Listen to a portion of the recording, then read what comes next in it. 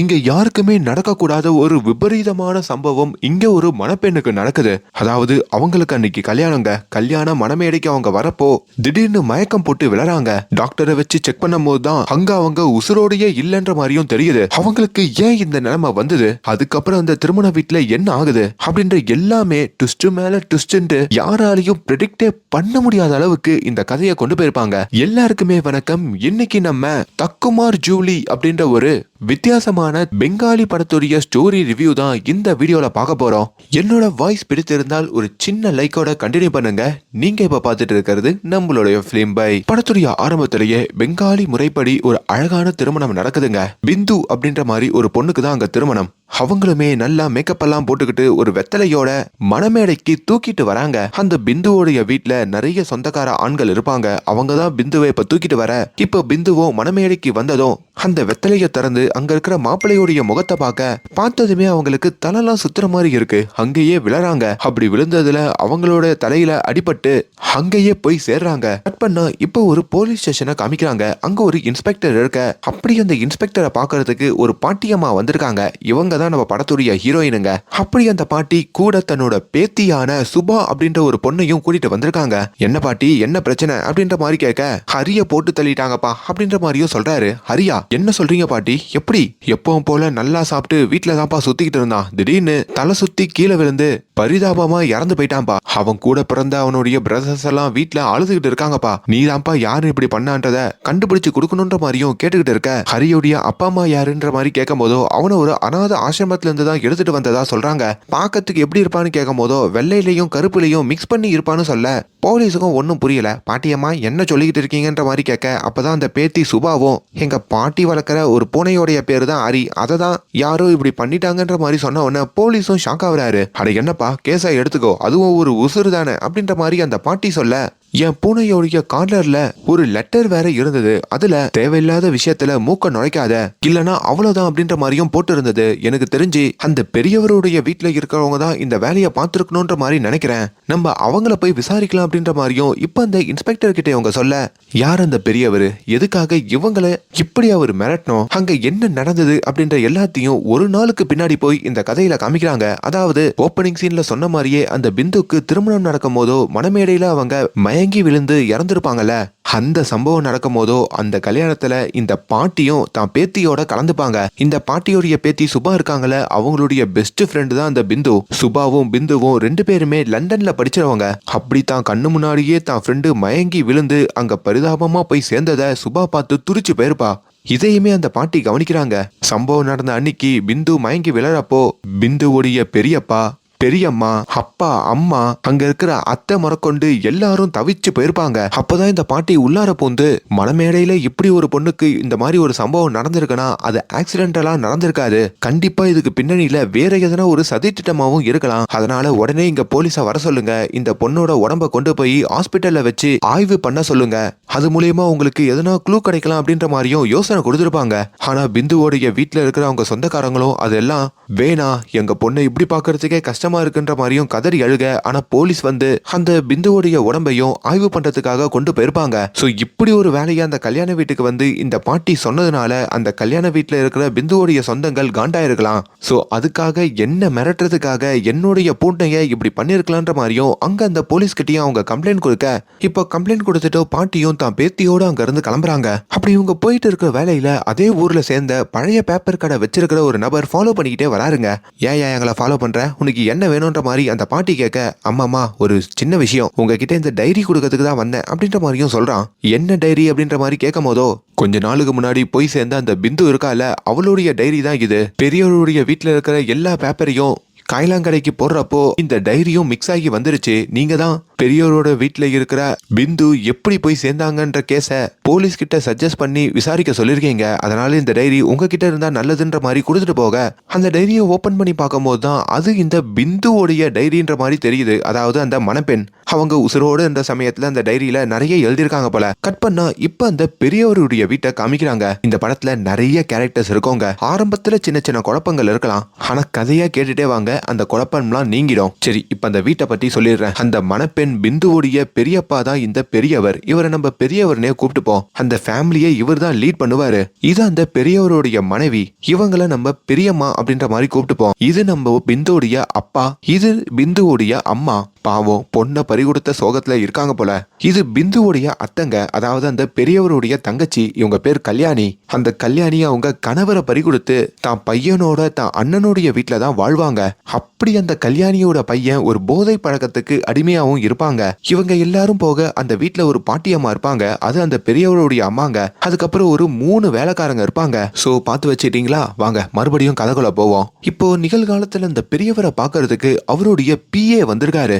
அந்த பெரியவருக்கும் அவரோட பிஏக்கும் அங்க பயங்கர சண்டை நடந்துட்டு இருக்குங்க. பெரியவர்கிட்டையும் அந்த பிஏ, இதுக்கு மேலேயும் உங்களுக்கு சப்போர்ட் பண்ணிட்டு இருக்க மாட்டேன், உங்களுடைய எல்லா உண்மைகளையும் வெளியே சொல்ல போறேன்னு சொல்லிட்டோம். அங்கிருந்து கோவமா கிளம்ப. அப்ப அந்த நேரத்துல இந்த பாட்டியுடைய பேத்தி சுபா அங்க வராங்க. என்ன அங்கிள், எதனா பிரச்சனையா அப்படின்ற மாதிரி கேட்க, அதெல்லாம் ஒண்ணும் இல்ல, இதெல்லாம் எங்க ஃபேமிலி மேட்டர், உங்களுக்கு என்ன அப்படின்ற மாதிரி சொல்ல. இப்ப அந்த பாட்டியும் அந்த ரூமுக்கு வராங்க. அப்ப தெரியாம அந்த பாட்டி அவங்களோட பைய கீழே போட இப்ப அந்த பெரியவர் தான் அங்க எடுத்து கொடுக்குறாரு. சரி, எதுக்கு இந்த வீட்டுக்கு இப்ப இந்த பாட்டியும் இந்த பேத்தியும் வந்திருக்காங்கன்னா, அங்க நம்ம பிந்து போய் சேர்ந்திருப்பாங்கல்ல, அந்த அதிர்ச்சியில பிந்துவோடைய அம்மா மயக்கம் போட்டு விழுந்திருப்பாங்க. அவங்க உடல்நிலை எப்படி இருக்குன்னு பாக்கிறதுக்கு தான் ஊருக்காரங்கல்ல, அதனால வந்திருப்பாங்க. இப்போ அந்த பிந்துவோடைய குடும்பத்துல இருக்கிற எல்லாரும் அந்த இடத்துல இருக்க. பிந்துவோடைய அப்பாவும் அங்க வந்து இப்பதான் டாக்டர் கிட்ட இருந்து அந்த ரிப்போர்ட் கிடைச்சிருக்கு. என் பொண்ணு பிந்து மயக்கம் போட்டு மனமேடையில கீழே விழுந்து போய் சேரல, அவளுக்கு முன்னாடியே விஷத்தை யாரோ கொடுத்திருக்காங்க, அவ உடம்புல விஷம் இருந்திருக்குன்ற மாதிரியும் சொல்றாரு. இதை கேட்டு அந்த பெரியவரு, அவங்க மனைவி, அந்த பெரியம்மா, அந்த குடும்பத்துல இருக்கிற எல்லாருமே ஷாக் ஆகுறாங்க. இந்த பாட்டியும் நம்ம நினைச்ச மாதிரியே நடக்குதுன்ற மாதிரியும் சிரிக்கிறாங்க. இப்ப கட் பண்ணா இன்னொரு பக்கம் அந்த பிஏ இருக்காரு பாத்தீங்களா, அதான் அந்த பெரியவருடைய பிஏங்க. அந்த பெரியவர் கூட சண்டை போட்டுட்டு அப்படியே வீடை நோக்கி போயிட்டு இருக்காரு போல. அப்போ திடீர்னு அவருக்கு வாந்தி வர மாதிரி ஆகுது. அப்படி வாந்தி எடுத்துட்டு அங்கேயே மயக்கம் போட்டு விழ. ஆமாங்க, இப்ப அந்த பிஏவோ சம்பவ இடத்துலயே மர்மமான முறையில இறந்து போறாரு. இன்னொரு பக்கம் இப்ப இந்த பெரியவருடைய வீட்டுக்கும் இந்த ஆய்வெல்லாம் முடிச்சிட்டு பிந்துவுடைய உடம்பு வர அதையுமே இவங்க சில சடங்கெல்லாம் பண்ணி அடக்கமும் பண்றாங்க. இதை எல்லாத்தையும் அங்க வந்த ஒரு ஜேர்னலிஸ்டும் கவர் பண்ணிக்கிட்டு இருக்காருங்க. அண்ட் அங்க வந்த போலீஸ் இன்ஸ்பெக்டர் வேற வந்திருக்க. அவருமே நம்ம சுபாவை பாக்குறாரு. சுபா, கொஞ்சம் இங்க வாமா, உன் பாட்டியோடைய நம்பர் எனக்கு கிடைக்குமா? ஏன்னா உங்க பாட்டி தானே சந்தேகப்பட்டு இந்த ஆய்வுக்கே அனுப்ப சொன்னாங்க. அப்படி அவங்க கிட்ட க்ளூ வாங்கி இந்த கேஸை நான் எப்படின்னா முடிக்க விரும்புறேன்னு சொல்லி இப்ப அந்த பாட்டியோடையும் அவர் பேச ஆரம்பிக்கிறாரு. இன்னொரு பக்கம் நம்ம சுபா இருக்காங்கல்ல, அதாவது அந்த பாட்டியோடைய பேத்தி, அவங்களுமே இப்ப அந்த சடங்கெல்லாம் முடிஞ்சு அடக்கம் பண்ணதுக்கு அப்புறம் அந்த குடும்பம்லாம் உட்காந்து ஒரு இடத்துல அழுதுகிட்டு இருக்காங்க. அதையும் பாக்குறாங்க. அதே குடும்பத்துல இருக்கிற கல்யாணின்னு சொல்லி அந்த பெரியவருடைய தங்கச்சி ஒருத்தவங்களை சொல்லிப்போம் பாத்தீங்களா, அவங்களுக்கு கூட எப்பவுமே போதையில இருக்கிற ஒரு பையன் இருப்பான்னு சொன்னேனே, அந்த பையன் பயங்கரமா பிரச்சனை பண்றான். நம்ம குடும்பத்துல இருக்கிற யாரோ தான் சதி பண்ணி பிந்துவை போட்டு தள்ளிட்டாங்க, பிந்துக்கு நியாயம் கிடைக்கிற வரைக்கும் நான் விடமாட்டேன்ற மாதிரிலாம் பேசிட்டு இருக்க. அதையும் இப்போ சுபா கவனிச்சு வச்சுக்கிறாங்க. இங்க இந்த பாட்டி இருக்காங்கல்ல, அவங்க இந்த பிந்துவோடைய டைரியா படிக்கிறாங்க. பிந்து எப்போ லண்டன்ல இருந்து வந்தாங்களோ வீட்டுல ஒரே பிரச்சனை தாங்க. ஏன்னா அந்த மிகப்பெரிய சொத்து யாருக்கு அப்படின்ற மாதிரி ஒரு பிரச்சனை ரொம்ப வருஷமாவே அவங்க குடும்பத்துக்குள்ள போயிட்டு இருக்கோம். அதனால பிந்து ஒவ்வொரு நாளும் இந்தியால இருக்கும் போதோ இந்த பிரச்சனையை ஃபேஸ் பண்ணி ஒரு பெரிய வேதனையில தான் இருப்பாங்க.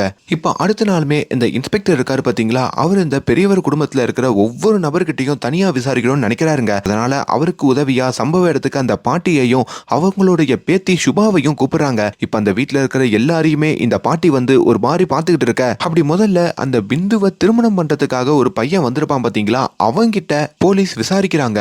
அந்த பையனை இந்த பாட்டி கவனிக்கும் போதோ அந்த பையனோட கால்ல சில சொறிகள்லாம் இருக்கிறதையும் கவனிக்கிறாங்க. நெக்ஸ்ட் பிந்துவோடைய அப்பா கிட்ட போலீஸ் விசாரிக்கும் போதோ, என் பொண்ணு லண்டன்ல படிச்சவதான், திருமணம் பண்றதுக்காக தான் இங்க கூட்டிட்டு வந்தேன், ஆனா இப்படி அவளுக்கு ஆகும்னு நான் நினைச்சு கூட பார்க்கல, எப்படின்னா குற்றவாளியை புடிச்சு கொடுங்கன்ற மாதிரியும் கேட்க. அதையும் பாட்டி கவனிச்சு வச்சுக்க. இன்னொரு பக்கம் அந்த பெரியவர் இருக்கார்ல, பெரியப்பா, அவரையும் கூப்பிட்டு விசாரிக்கிறாங்க. அவரும் குடும்பத்துல இந்த சொத்து விஷயமா நிறைய சண்டைகள்லாம் இருந்ததாகவும், ஆனா அது எதுவுமே பாதிக்கப்படாத மாதிரிதான் நாங்க பிந்துவை ஒரு நல்ல பையனுக்கு திருமணம் பண்ணி கொடுக்கறதுக்கும் ஏற்பாடு பண்ணதாகவும் சொல்றாரு. அண்ட் அவர் என்ன சொன்னாரோ அதேதான் அவருடைய மனைவியான அந்த பெரியம்மாவும் சொல்றாங்க. இதையெல்லாம் வச்சு பார்க்கும் போதோ நம்ம ஹீரோயினுக்கு பிந்துவை கல்யாணம் பண்ண போற அந்த பையனான சுரேஷ் மேலதான் ஒரு சின்ன சந்தேகம் இருக்குங்க. விசாரணை முடிஞ்சதும் இந்த பாட்டியும் தான் பேத்தியோட தான் வீட்டுக்கு கிளம்பி போயிட்டு இருக்க. அப்போ வழியில ஒரு வேலைக்காரி வராங்க. இது அந்த பெரியவர் வீட்டு வேலைக்காரி இல்லைங்க, இந்த பாட்டியோடைய வீட்டு வேலைக்காரி. என்ன எவ்வளவு லேட்டா வேலைக்கு வரன்ற மாதிரியும் இந்த பாட்டி கேட்க. வர வழியில இந்த பழைய பேப்பர் கடை வச்சிருக்காருல, அவர் திடீர்னு இறந்து போயிட்டாரு போல. அவர் வீட்டாண்ட கூட்டமா இருந்தது, அதான் பார்த்துட்டு வந்ததா சொல்ல. இதை கேட்கிற பாட்டிக்கும் பெரிய ஷாக்கு. ஏன்னா இப்போ அந்த பிந்துவோடைய டைரிய அந்த பழைய பேப்பர் கடை வச்சிருக்கவர் தானே இவங்க கிட்ட கொடுத்துருப்பாரு. நேத்து நல்லா தானே இருந்தா, இன்னைக்கு என்ன ஆச்சுன்ற மாதிரியும் அவங்களுக்கும் ஒன்னும் புரிய மாட்டேங்குது. அடுத்த நாளுமே அந்த பாட்டி இன்ஸ்பெக்டரை பார்த்து, இந்த பேப்பர் கடைக்காரன் இப்போ மர்மமான முறையில போய் சேர்ந்ததுலயே எனக்கு ஒரு மர்மம் தெரியுது. ஏன்னா கொஞ்ச நாளுக்கு முன்னாடி அவன் தான் எங்க கிட்ட ஒரு முக்கியமான டைரி கொடுத்தான். அது முழுக்க அந்த மணப்பெண் பிந்துவை பற்றி தான் போட்டு இருந்தது. அவ எழுதின ஒரு டைரி தான். அதனால இந்த கேஸ் இன்னும் தீவிரம் அடைஞ்சுக்கிட்டே போகுது. நம்ம இன்னும் நல்லா விசாரிக்க ஆரம்பிக்கிறோன்ற மாதிரியும் சொல்ல, இன்னொரு பக்கம் அந்த கல்யாணம் நடக்கிற சமயத்துல அந்த கல்யாண கான்ட்ராக்ட் எடுத்து அவங்கள காமிக்கிறாங்க. கல்யாணம் நின்று போனதுனால அந்த வீட்டில் அரேஞ்ச் பண்ண அவங்களுடைய பொருட்கள் எல்லாம் அவங்க எடுத்துட்டு போக அதுல ஒரு ஐஸ் பெட்டியையும் எடுத்துட்டு போறாங்க. இப்போ இந்த பாட்டி அந்த காயலாங்கடை வச்சிருக்கிற அந்த நபருடைய கடைக்கும் வராங்க. அங்க எதுனா க்ளூ கிடைக்குதான்ற மாதிரியும் பாக்குறாங்க. அப்பதான் அங்க ஒரு காஃபி டம்ளர் இருக்கிறதையும் கவனிக்க, சோ அப்ப அந்த பேப்பர் கடைக்காரன் போய் சேரத்துக்கு முன்னாடி காஃபி குடிச்சிருக்கான். மேபி காஃபில கூட அவனுக்கு எதனா கலந்து கொடுத்துருக்கலான்ற மாதிரியும் யோசிக்க, இன்னொரு பக்கம் அந்த பெரியவரோட வீட்டுல இருந்து நிறைய பேப்பர் பண்டெல்லாம் வந்துடும் சொன்னா பாத்தீங்களா, அதுல இருந்து ஒரு ஃபைல் இருக்கிறதையும் இவங்க கவனிக்கிறாங்க. அந்த ஃபைலை பார்க்கும் போதுதான் அந்த பெரியவர் நிறைய இல்லீகலான காரியங்கள்லாம் பண்ணிருக்காரு, அதாவது ஊழல்கள் தான் பண்ணிருக்காரு. அதையுமே இப்ப இந்த பாட்டி கவனிச்சு வச்சுக்க, இப்ப இந்த போலீஸ் இருக்காரு பாத்தீங்களா, இன்ஸ்பெக்டர், அவருமே பெரியவருடைய வீட்டுல எல்லாருக்கிட்டையும் விசாரிச்சதுனால அந்த வீட்டு வேலைக்காரங்க கிட்ட எல்லாம் விசாரிக்கணும்னு நினைக்கிறாருங்க. அந்த வீட்டுல அப்படி ஒரு 3 வேலைக்காரங்க இருப்பாங்க. முதல்ல சந்தியான ஒரு பொண்ணையும் கூப்பிட்டு விசாரிக்க, அடுத்ததா சரோஜா அப்படின்ற ஒரு வேலைக்காரியையும் அங்க கூப்பிட்டு விசாரிக்கிறாங்க. அந்த சரோஜா தன்னோட கணவரோட தான் அந்த வீட்டுல வேலைக்காரங்களா வேலை செய்வாங்க. அது இல்லாம அந்த சரோஜான்ற வேலைக்காரங்க வாய் பேச முடியாதவங்க. அப்படி அந்த சரோஜாவுடைய கணவரும் சொத்து விஷயமா அப்பப்போ இந்த வீட்டுல சண்டை நடக்கும். அதை தாண்டி எங்களுக்கு இந்த வீட்டை பத்தி எதுவும் தெரியாதுன்னு சொல்லிட்டு அந்த விசாரணையில இருந்தும் கிளம்புறாங்க. இப்ப இந்த பாட்டியும் பல கேள்விகளோட தான் பேத்தி சுபாவோட அப்படியே வீட்டை நோக்கி போயிட்டு இருக்க, அப்படி போற வழியில ஒரு காதலர்களை அவங்க பாக்குறாங்க. அதுல அந்த பையன் இருக்கான் பாத்தீங்களா, அவங்களை கொஞ்சம் உத்து பார்க்கும் போதோ அது இந்த சுரேஷ்ன்ற மாதிரி தெரியுது. யாரு? இந்த பிந்துன்ற மணப்பெண்ணை திருமணம் பண்ணலான்னு ஒரு பையன் வந்திருப்பானே, அந்த பையங்க. இவங்களுக்கும் பெரிய ஷாக்கு. என்னடா கல்யாணம் நின்று அந்த பிந்து போய் சேர்ந்தே ஒரு 4-5 நாள் தானே ஆகுது, அதுக்குள்ள இந்த பையன் வேற ஒரு பொண்ணை காதலிக்கிறானா, ஏதோ ஒரு விஷயம் தப்பா இருக்கே அப்படின்ற மாதிரியும் யோசிக்க, இப்ப இவங்க போயிட்டு இருக்க வழியில தான் பேத்தியோடைய பேக பருதா போட்டுக்கிட்டு ஒரு மர்மனான நபர் வந்து புடுங்க பாக்குறாங்க. இதையுமே இந்த பாட்டி தான் கையில இருக்கிற இரும்ப வச்சு அடிக்க, அப்படி அந்த புடுங்க பார்த்த நபரோட கையில ஒரு ரிங் இருக்கிறதையும் கவனிக்கிறாங்க. இப்போ அவங்க அடிச்சதுல அந்த மர்ம நபரும் அந்த பேக புடுங்காமையே அங்க இருந்து ஓடிடுறான். பாட்டி வீட்டுக்கு வரப்போ மறுபடியும் தன்னோட பேத்தியோடைய பேக்ல ஒரு லெட்டர் இருக்கிறத பாக்குறாங்க. நீ தேவையில்லாம இந்த கேஸ்ல மூக்க நுழைச்சிக்கிட்டே இருக்க, அதுக்கப்புறம் உன்னோட விளைவுகள் இன்னும் மோசமா இருக்குன்ற மாதிரியும் மறுபடியும் அவங்கள மிரட்டி ஒரு கடிதம் வர. ஆனா இதையெல்லாம் பார்த்து அந்த பாட்டி அசர்ற மாதிரியே தெரியலைங்க. இப்ப கல்யாணிய காமிக்கிறாங்க. யாரு? அந்த பெரியவருடைய தங்கச்சி. அவங்களுமே அவங்களுடைய ரூமுக்கு வர, அப்படி அவங்களுக்கு போதையில இருக்கிற ஒரு பையன் இருப்பான்னு சொன்ன பாத்தீங்களா, அந்த பையனுமே ஒரு மாதிரி ரொம்ப மோசமான பிஹேவியர்லாம் பண்ணிக்கிட்டு இருக்கான். அண்ட் இங்க இன்னொரு பக்கம் சில பசங்க எல்லாம் கிரிக்கெட் விளையாடிட்டு இருக்க மாதிரி காமிக்க, அங்க ஒரு ஐஸ் பெட்டி இருக்குங்க. அந்த ஐஸ் பெட்டியும் அந்த பசங்க திறந்து பாக்குறாங்க. அப்படி அந்த ஐஸ் பெட்டிக்குள்ள ஒரு பிணம் இருக்குங்க. அது வேற யாரு பிணமும் இல்ல, கொஞ்சம் சீனுகளுக்கு முன்னாடி அந்த பெரியவருக்கு ஒரு பிஏ இருப்பாரு பாத்தீங்களா, அவருடைய பிணம் அப்படின்ற மாதிரியும் தெரிய வருது. இப்போ பிந்துக்கு ஒரு வாரத்துக்கு அப்புறம் ஒரு காரியம் நடக்குதுங்க. அந்த காரியத்திலையும் குடும்பத்துல இருக்கிற எல்லாரும் கலந்துக்க, அங்கேயும் இந்த பாட்டி தான் பேத்தியோட உட்காந்து அந்த குடும்பத்துல இருக்கிற ஒவ்வொருத்தருடைய முகத்தையும் உத்து உத்து பார்த்துக்கிட்டு இருக்காங்க. இதுல அந்த பாட்டி ஒரு விஷயத்த கண்டுபிடிச்சு தான் பேத்திக்கிட்டையும் சொல்ல, எனக்கு அந்த வீட்டுல அந்த போதையிலேயே இருக்கானே அந்த பையன், அவன் மேலதான் சந்தேகமா இருக்கு. ஒருவேளை அவனுக்கு தான் எதனா தேவை இருந்து அதுல அவன் இந்த பிந்துவை போட்டு தள்ளியிருக்கலாம் அப்படின்ற மாதிரி சில கெஸ்ஸிங்லாம் அவங்க பண்ணிக்கிட்டு இருக்க, இங்க இன்ஸ்பெக்டருக்குமே அந்த கிரிக்கெட் விளையாடுற பசங்க ஐஸ் பெட்டியில இந்த பாடியை பார்த்திருப்பாங்களே, அதை பத்தியான தகவலை கொடுக்க, அவங்களும் அந்த இடத்துக்கு வந்து அந்த பிஏவுடைய உடம்ப அங்கிருந்து மீட்டு எடுக்கிறாங்க. இப்போ உடனடியா அந்த ஸ்டேஷனுக்கு அந்த கல்யாணத்துல சாப்பாடு கேண்டரிங் எடுத்த அந்த கம்பெனிக்காரரையும் கூப்பிடுறாரு. யோ, கல்யாணத்துக்கு ஐஸ்கிரீம் கொடுக்கறதுக்கு எடுத்துட்டு வந்த பெட்டியில தான் இப்போ அந்த பிஏவுடைய பிணம் கிடைச்சிருக்கு, ஒழுங்கு மரியாதையா சொல்லு, நீங்க தான் பிளான் பண்ணி எதனா பண்ணிக்கிட்டு இருக்கீங்களா அப்படின்ற மாதிரியும் விசாரிக்க, ஆனா அந்த கேட்டரிங்காரரு கதறி அழுவ செய்யறாருங்க. ஐயா, எங்களுக்கு ஒண்ணுமே தெரியாத ஐயா, கல்யாண சாமான் எல்லாத்தையும் போய் எடுத்துட்டு வர சொல்லி ஆளுங்களை அனுப்பணும், அவனுங்க ஒரே ஒரு ஐஸ் பெட்டி மட்டும் காணாம போச்சுன்னு சொன்னானுங்க, அது என்னன்னா இப்படி ஒரு நிலைமையில கிடைச்சிருக்க ஐயா, என்ன விட்டுருங்க ஐயா அப்படின்ற மாதிரியும் கெஞ்சுன்னு கெஞ்ச, இது அந்த பாட்டியும் பாக்குறாங்க. போலீஸ் கிட்டையும் எதுக்கு தேவையில்லாத இந்த இன்னசென்ட்டை போட்டு மிரட்டிக்கிட்டு இருக்க, இவன் சொல்றது உண்மைதான், இவனை விட்டுரு அப்படின்ற மாதிரியும் சொல்ல, இப்ப இந்த பாட்டி தன்னோட பேத்தி கிட்ட தான் கண்டுபிடிச்ச சில சில க்ளூவெல்லாம் சொல்றாங்க. அதாவது முதல் சம்பவமான பிந்து போய் சேர்ந்தது அந்த குடும்பத்துல இருக்கிற அவங்களுடைய வீட்டுல தான். அப்படி ஒரு கிருஷ்ணன் படம் எதிரில இருந்தது. அதுக்கப்புறம் ரெண்டாவதா போய் சேர்ந்த அந்த பேப்பர் கடைக்காரன் அவனோட கடையிலேயே கிருஷ்ணனுடைய ஸ்லோகனை எழுதியிருந்தான். அதுக்கப்புறம் மூணாவதா போய் சேர்ந்த அந்த பெரியவருடைய பிஏ உடல் கிடைத்த இடம் ஒரு கிருஷ்ணன் கோயிலுக்கு பேக் சைடு. இதையெல்லாம் வச்சு பார்க்கும் போதோ கிருஷ்ணனுக்கும் இப்ப நடக்கிற சம்பவங்களுக்கும் ஏதோ ஒரு கனெக்ஷன் இருக்கு. அது என்னன்னு நம்ம கண்டுபிடிக்கணும் அப்படின்ற மாதிரியும் சொல்றாங்க. இப்போ அந்த பெரியவருடைய வீட்டை காமிக்க அங்க இந்த கல்யாணி இருக்காங்க பாத்தீங்களா, அவங்களும் அந்த பெரியவருடைய மனைவி அந்த பெரியம்மாவும் அங்க போதையிலேயே இருப்பான் பாத்தீங்களா, அந்த பையனுடைய ரூம் கதவையும் தட்டிக்கிட்டு இருக்காங்க. ஆனா அந்த பையன் திறந்த பாடு இல்ல.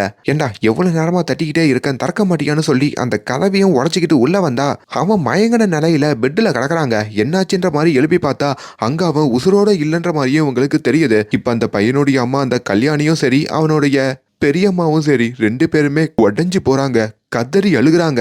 சம்பவ இடத்துக்கு மறுபடியும் இந்த இன்ஸ்பெக்டர் வராரு. அதை என்னங்கடா இது, இப்படி தொடர்ந்து இந்த வீட்டுல ஒவ்வொருத்தரா போய் சேர்ந்துகிட்டே இருக்காங்களேன்ற மாதிரி அவராலையும் ஒன்னும் புரிஞ்சுக்க முடியல. இப்ப அந்த பையனுடைய அம்மா கல்யாணி இருக்காங்க பாத்தீங்களா, அவங்களுமே எனக்கு என் அண்ணனான இந்த பெரியவர் மேலதான் சந்தேகமா இருக்கு. பெரியவருக்கு ரொம்ப நாளாவே என் பையனை பிடிக்காது, அவரு தான் இந்த சம்பவத்தெல்லாம் பண்றாரு, இவரை கைது பண்ணுங்கன்ற மாதிரியும் அழுதுகிட்டு இருக்க.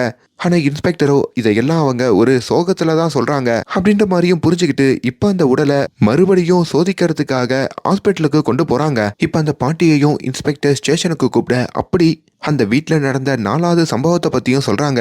உடம்பு ஆய்வு பண்ணதுல இன்னொரு விஷயமும் கிடைஞ்சிருக்கு.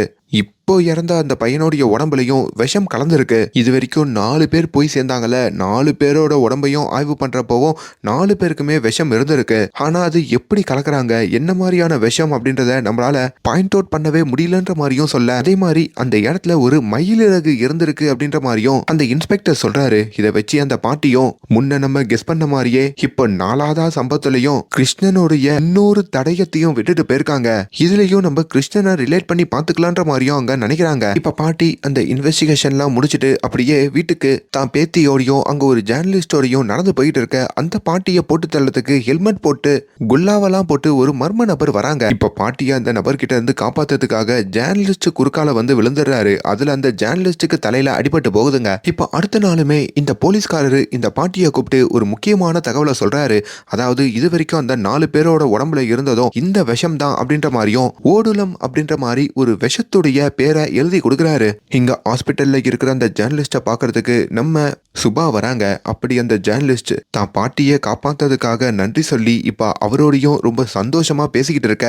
சோ கொஞ்சம் கொஞ்சமா அவங்க 2 பேருக்கும் ஒரு காதல் மலர்ற மாதிரியும் காமிக்கிறாங்க. இப்ப பாட்டி போலீஸ்கிட்டையும் பர்மிஷன் வாங்கி நான் யாரெல்லாம் விசாரிக்கணும்னு நினைக்கிறேனோ அவங்களெல்லாம் என்கிட்ட கூட்டிட்டு வாங்கன்ற மாதிரியும் கேட்க, அப்படி முதல்ல அந்த பாட்டிக்கு அந்த பிந்துவை கல்யாணம் பண்ணிக்க ரெடியாகி இருந்த அந்த மணப்பையன் மேலதான் ஒரு சந்தேகம். அப்படி அவனையும் கூப்பிட்டு முதல்ல கேட்க, நீ ஆல்ரெடி பிந்துவை காதலிச்சு தான் திருமணம் பண்ண போன, ஆனா எதுக்காக அவ போய் ஒரு 5வது நாளையே வேற ஒரு பொண்ணோட சுத்திக்கிட்டு இருந்த, நான் அதை கண்கூடா பார்த்துட்டேன், உண்மையை சொல்லுன்ற மாதிரி கேட்க, அப்பதான் அவனுமே ஆமா எனக்கு வேற ஒரு பொண்ணோட காதல் இருந்தது, இது எங்க வீட்டுல கூட நான் சொன்னேன், ஆனா என் உடம்புல ஒரு நோய் இருந்தது, அதாவது எனக்கு உடம்புல அங்கங்க சொறி இருக்கு, இதை டாக்டர் கிட்ட ட்ரீட்மெண்ட் எடுக்க நிறைய செலவாகுன்ற மாதிரியும் அதுக்கு எனக்கு நிறைய காசு தேவைப்பட்டது, அப்பதான் என்னுடைய வீட்டுல எங்க நிறைய வரதட்சணை கொடுக்குறாங்களோ அந்த பொண்ணை திருமணம் பண்ணிக்கலாம் அப்படின்ற மாதிரியும் முடிவு பண்ணியிருந்தோம். அப்படிதான் இந்த பிந்துவோடைய வீட்டுல நிறைய காசு கொடுக்கறதாவும் வரதட்சணை கொடுக்கறதாவும் சொன்னாங்க. அதனால்தான் இந்த திருமணத்துக்கு சம்மதிச்சன்ற மாதிரி சொல்ல, இந்த பாட்டி அதெல்லாம் சரி அப்ப எதுக்காக அந்த பிந்துவை போட்டு தள்ளன்ற மாதிரியும் கேட்க,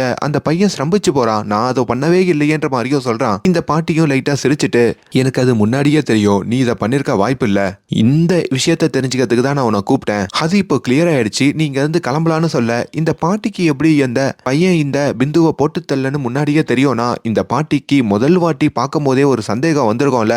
அப்படி அந்த பையனுடைய அட்ரஸுக்கு ஒரு மொட்டை கடுதாசியை இந்த பாட்டி போட்டிருப்பாங்க. நீ பிந்துவோட கதையை முடிச்சதெல்லாம் எனக்கு தெரியும், கூடிய விரைவில் நீ மாட்டுவேன்ற மாதிரியும் அந்த கடிதாசியில இருக்கும். அதை படிக்கும் போதோ அந்த பையனுடைய ரியாக்ஷன் எப்படி இருக்கும்ன்ற மாதிரி அந்த பாட்டி தொலைவுல இருந்து பார்த்திருப்பாங்க. அவன் ரொம்ப நார்மலாவே அந்த லெட்டரை தூக்கி போட்டு போயிருப்பாங்க. அதை வச்சுதான் அந்த பையன் எதுவும் பண்ணலன்ற மாதிரி கன்ஃபார்ம் பண்ணிருப்பாங்க. அண்ட் இந்த பாட்டிய பைக்ல வந்து ஒரு பையன் தாக்க வந்தான் பாத்தீங்களா, அவன் யாரு அப்படின்ற மாதிரியும் இப்ப ரிவீல் பண்றாங்க.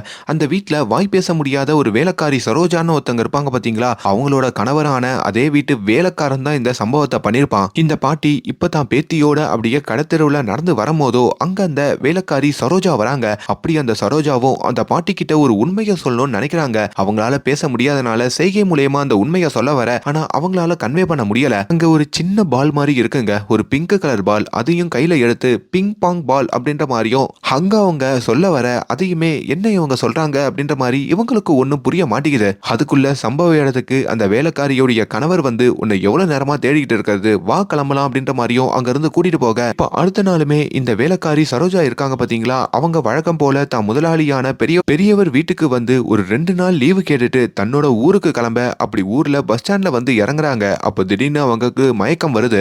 அப்படி மயக்கம் போட்டு விழுந்து அந்த ஊர்ல சம்பவ இடத்துலயே அவங்க போய் சேர்றாங்க. இன்னொரு பக்கம் இந்த பாட்டி அந்த கேண்டீன் வச்சிருக்கிறவர்கிட்டயும் பேசிக்கிட்டு இருக்க, என் ஐஸ் பாக்ஸ் திருடு போய் தான் அதுல அந்த பிஏவுடைய பிணத்தை எவனோ போட்டு போனான். ஆனா ஒரு விஷயத்த கவனிச்சிங்களா, அந்த ஐஸ் பாக்ஸ்ல நிறைய ஐஸ்கிரீம்லாம் இருந்தது. அதெல்லாம் இப்ப எங்க இருக்குன்ற மாதிரியும் கேட்க, ஆமா எங்க இருக்குன்ற மாதிரியும் அந்த பாட்டி யோசிக்க, அப்பதான் அது அந்த சரோஜாவுடைய கணவர் அந்த வேலைக்காரன் இருக்கான் பாத்தீங்களா, அவனுடைய வீட்டுல வச்சிருக்கான். அப்படி அவனுக்கு ஒரு பொண்ணு இருப்பாங்க. அந்த ஐஸ்கிரீம்லாம் தான் பொண்ணுக்கு அவன் கொடுத்துட்டு இருக்கான். ஓ, இவன் தான் அப்போ இந்த பிஏவை போட்டு தள்ளிருக்கணுமா, இவன் எதுக்கு இதெல்லாம் பண்ணிக்கிட்டு இருக்கான் அப்படின்றதையும் பொறுமையா பார்ப்போம். அதுக்கு முன்னாடி இப்ப அந்த வேலைக்காரனுக்கும் தன்னோட மனைவி சரோஜா திடீர்னு நெஞ்சு வலி வந்து போய் சேர்ந்துட்டாங்கன்ற இன்ஃபர்மேஷன் வர அவனுமே துடிச்சு போறான்.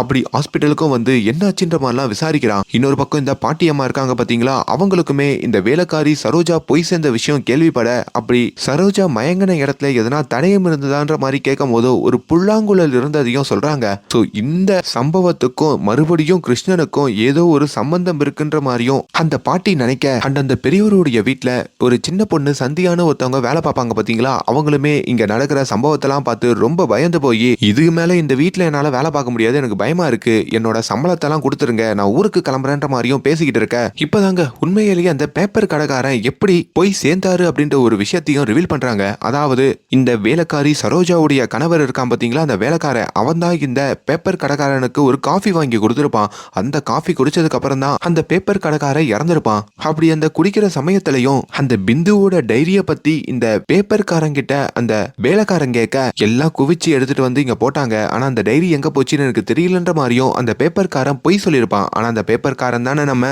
பாட்டி கிட்ட அந்த டைரியை ஒப்படைச்சிருப்பான். சோ அதுக்கப்புறம் தான் பேப்பர்காரன் போய் சேர்ந்த மாதிரிலாம் அங்க காமிக்கிறாங்க. அதே வேளையில அந்த பெரியவரை காமிக்கிறாங்க. அந்த பெரியவர் இருக்காரு பாத்தீங்களா, அவருடைய பிஏ போய் சேர்ந்ததுக்கு அப்புறம் அந்த வீட்டுடைய இந்த வேலைக்காரனை வச்சுதான் நிறைய பேரை இப்படி போட்டுலாம் தள்ளுறாரு போல இருக்கு. இப்ப அவனுக்கும் கொஞ்சம் காசெல்லாம் கொடுக்கறதையும் அங்க அந்த பெரியவருடைய மனைவி அந்த பெரியம்மா கவனிக்கிறாங்க.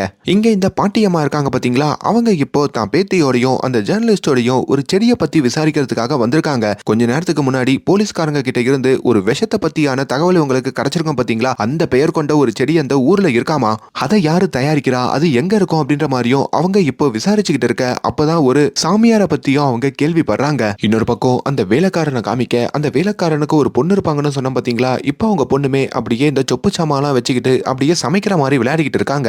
அவங்க ரொம்ப ஆசையாவே தான் அப்பாக்காக இந்த பாஸ்டா செஞ்சிருக்காங்க போல.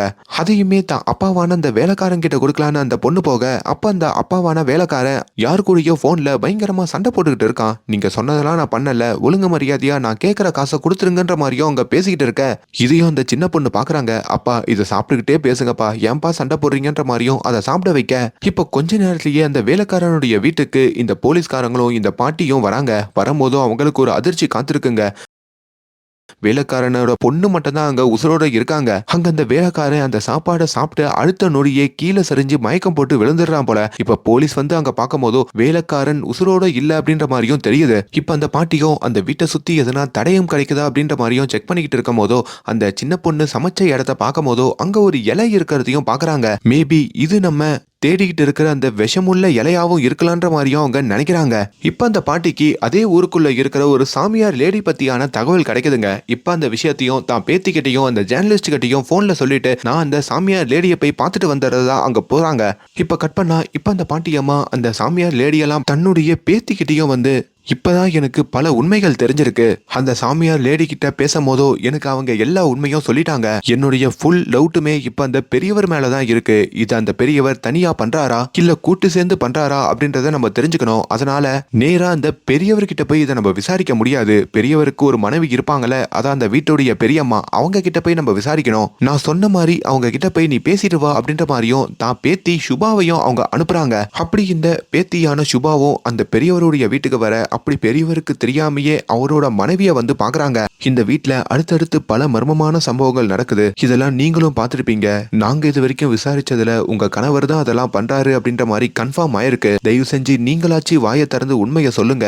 இல்லனா இது போல பல சம்பவங்கள் இன்னும் தொடர்ந்துகிட்டே தான் இருக்குன்ற மாதிரியும் அவங்க சொல்ல, அப்பதான் அந்த பெரியம்மாவும் இது ஒண்ணும் இந்த குடும்பத்துல புதுசு இல்ல, 20 வருஷத்துக்கு முன்னாடி இதே போல இன்னொரு சம்பவமும் இந்த வீட்ல நடந்திருக்கு. ஆனா அது வெளியே யாருக்குமே தெரியாம இங்க பாத்துக்கிட்டாங்க அப்படின்னு 20 வருஷத்துக்கு முன்னாடி நடந்த ஒரு சம்பவத்தை சொல்றாங்க. அதுலயும் இந்த பெரியம்மாக்கு வேண்டிய ஒரு பொண்ணு ஒரு விபத்துல போய் சேர்ந்த விஷயத்த பத்தியும் சொல்ல, அதை கேட்டுமே இப்ப அந்த பாட்டியுடைய பேத்தியான சுபா பயங்கரமா ஷாக் ஆகுறாங்க. அது என்ன சம்பவம், அப்படி அங்க போய் சேர்ந்த பொண்ணு யாரு அப்படின்றதெல்லாம் கடைசியில தான் ரிவீல் பண்ணுவாங்க. அதனால பொறுமையா கேளுங்க.